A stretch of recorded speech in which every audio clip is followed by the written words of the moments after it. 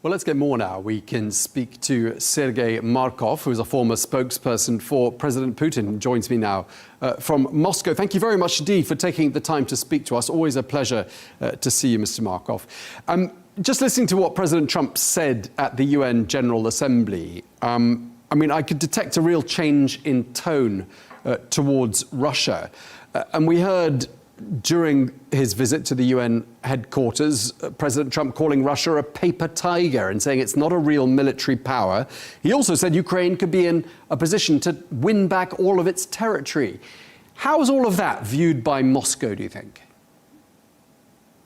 In Moscow, first of all, we have been shocked by such dramatic change of the Donald Trump position. But then we understand that now it's more or less consensus in Moscow that a change of rhetoric, but not change of the real policy.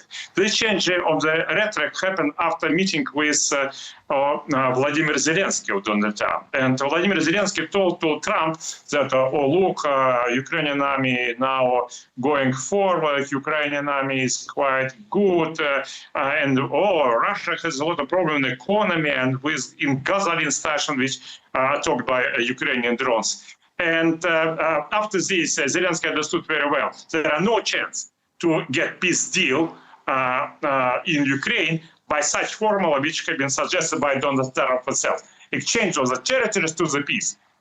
Ukraine give to Russia rest of the Donbas region, and Russia give to Ukraine the peace deal. Donald Trump understands that this formula doesn't work anymore, that Zelenskyy disagree with this, and this Nobel Peace Prize, it's impossible for Donald Trump to get. That's why Donald Trump, I think, saying with Vladimir Zelenskyy, are you sure that Ukrainian army is so strong? Go ahead. Try to crash Russian army who crashed Napoleon Bonaparte and Adolf Hitler. And probably you, Vladimir Zelenskyy, will be more strong than Adolf Hitler and Napoleon Bonaparte. And it was more or less joking from the Donald Trump point of view, we think. And in fact, the most important, United States army will be not directly involved in such war, and policy of Donald Trump toward Ukraine will not change. United States will not give armament to the Ukrainian army. If Europeans want to buy, okay, let them to buy. But United States will be not directly involved in the Ukrainian war anymore. This is not Trump war, this is Biden war. And this is continual, policy will be continual. Okay, you make a similar point to the Kremlin spokesperson, Dmitry Peskov, who said what you said at the beginning, which is that President Trump has changed his tone because of a conversation with President Vladimir Zelenskyy. But aren't you saying, by saying that President Trump doesn't make his own decisions and he simply follows what the Ukrainian president says? That's a bit basic, isn't it?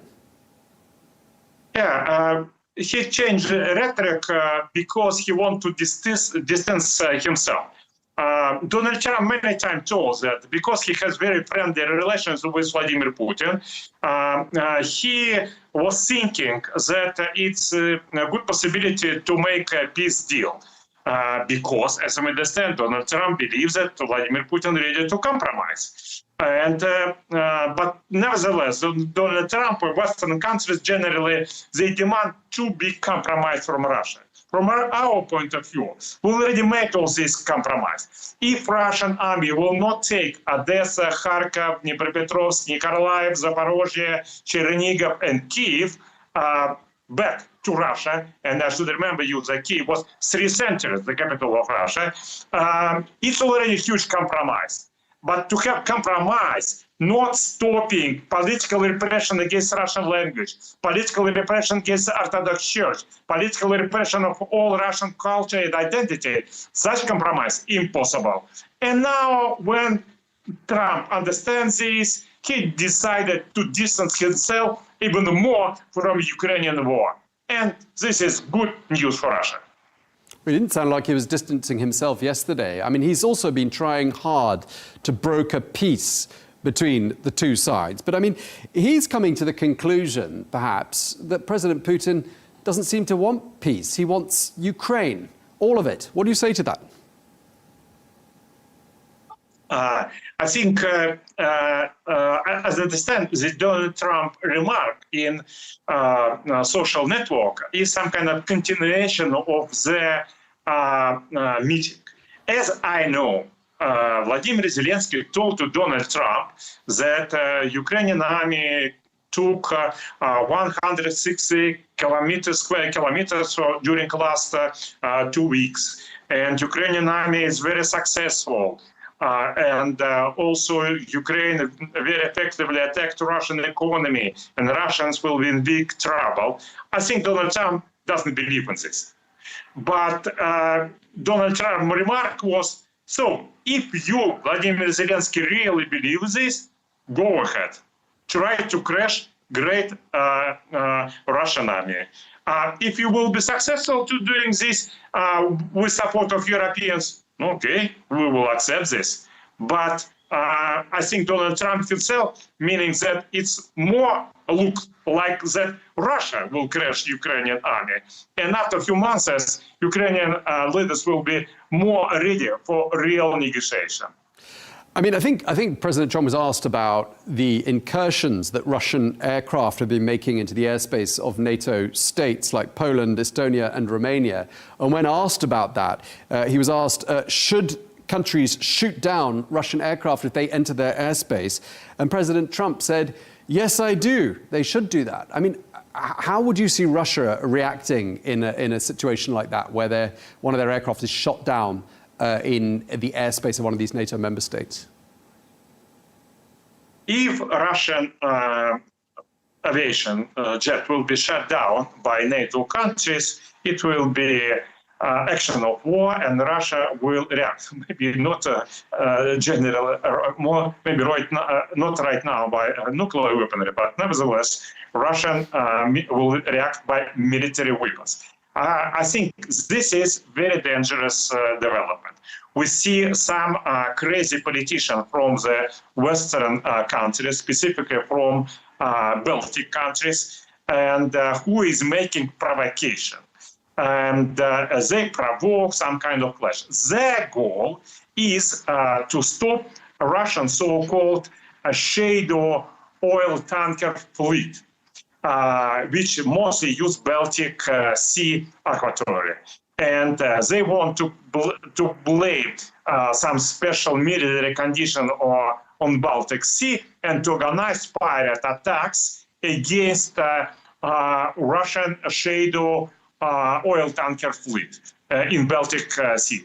That's why they believe that Russia will have very big problems in the economy.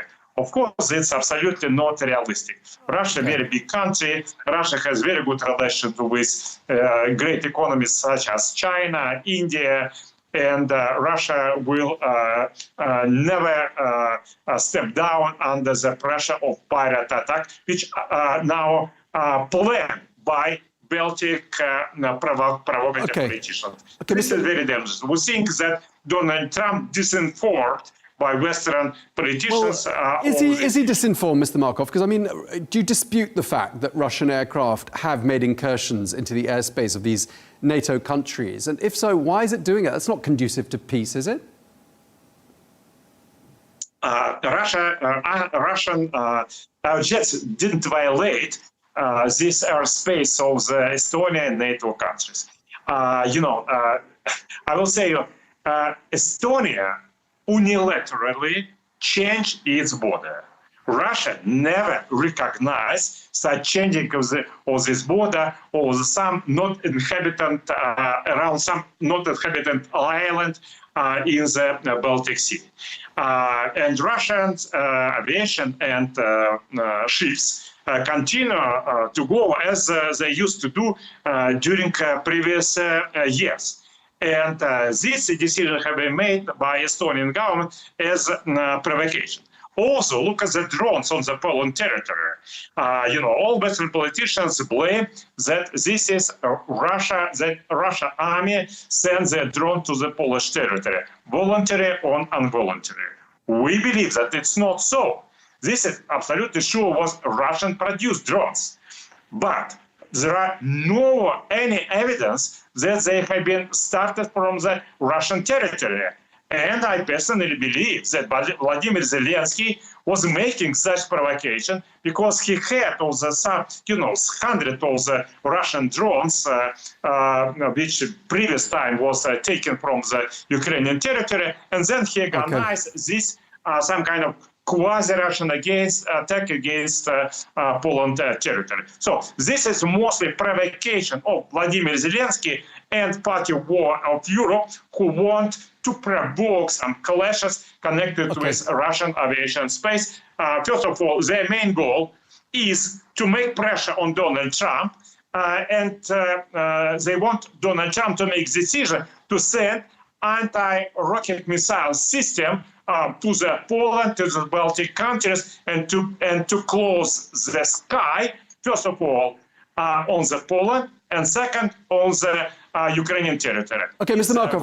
Markov, we've got 20 seconds left. I just want to ask you very quickly, when President Trump says he feels very let down by President Putin, in 20 seconds, how do you think Mr. Putin feels about being described in that way, letting him down?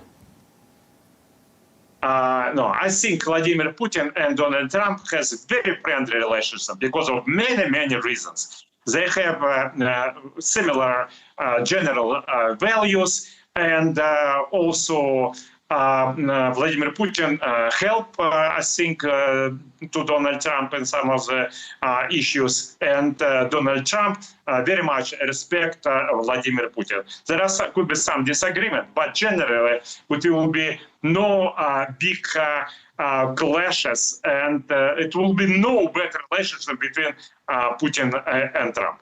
Okay, thank you so much for your short answer. We're going to have to leave it there. Sergei Markov, thank you very much indeed.